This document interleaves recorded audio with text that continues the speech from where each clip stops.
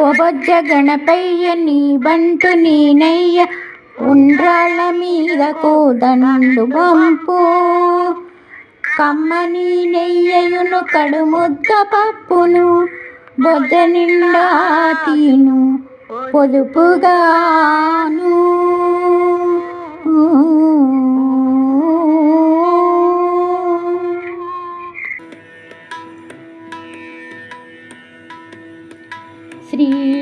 శ్రీగణనాథం భజామ్యహం శ్రీగణనాథం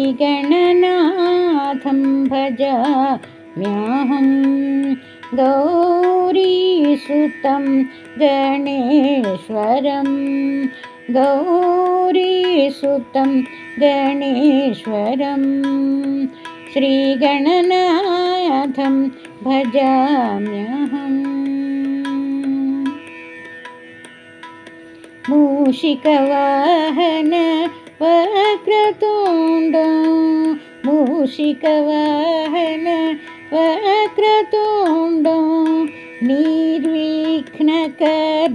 నిరంతరం దేవం నిర్విఘ్నకరం నిరంతరం దేవం శ్రీగణనాథం భజామ్యహం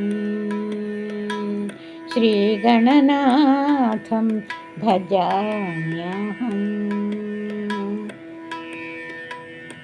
శంకరతనయ గజాననం శంకరతనయ గజాననం షణ్ముఖభ్రాతం పరమపవిత్రం షణ్ముఖభ్రాతం పరమపవిత్రం శ్రీగణనాథం భజామ్యహం శ్రీగణనాథం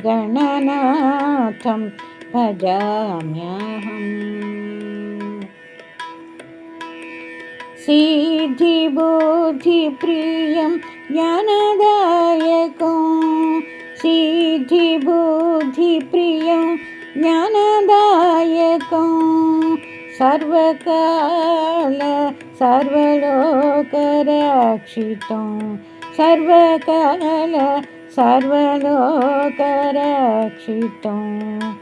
శ్రీగణనాథం భజామ్యహం గౌరీసుతం గణేశ్వరం గణేశ్వరం గణేశ్వరం కదా పిల్లలు.